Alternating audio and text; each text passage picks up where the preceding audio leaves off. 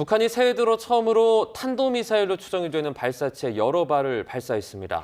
북한의 탄도미사일 발사는 지난해 이후 2달 만인데 이재명 대통령의 중국 방문을 앞두고 무력 시위에 나선 거로 보입니다. 국방부 취재기자 연결합니다. 김문경 기자, 몇 발이나 발사된 겁니까?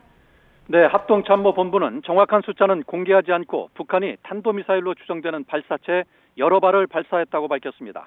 발사 시점은 오늘 아침 7시 50분쯤이고 발사 장소는 평양 인근입니다. 합참은 이 미사일들이 동해상으로 발사됐다고 밝혔는데요. 내륙을 가로질러 발사한 것으로 보입니다.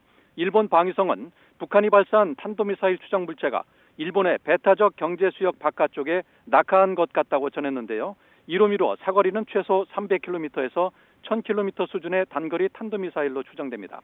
북한의 탄도미사일 발사는 올해 처음이자 지난해 11월 7일 이후 약 2달 만입니다. 지난달 28일에는 서해상에서 장거리 전략 순항미사일 발사 훈련을 하기도 했는데요.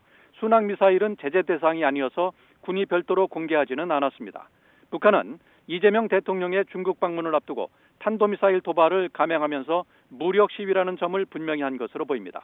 이번 한중 정상회담에서는 한반도 비핵화 문제와 평화 방안도 다뤄질 것으로 보이는데 이에 대한 반대 의사를 표한 것으로 분석됩니다.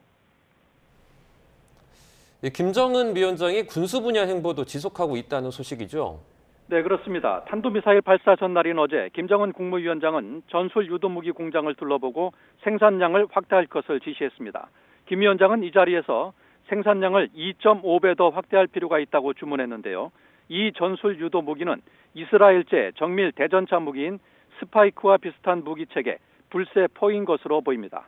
지난 2024년 우크라이나 전쟁에도 사용된 것으로 알려진 만큼 올해에도 자체 국방력 강화는 물론 러시아 지원도 염두에 둔 것으로 보입니다. 새해 들어서도 별다른 대외 메시지 없이 우리의 대화 제의를 무시하고 있는 김 위원장은 지난해 말부터 핵추진 잠수함 건조 현장과 초대형 방사포 생산 공장 등 군사 분야 행보를 이어가고 있습니다. 지금까지 국방부에서 YTN 김문경입니다.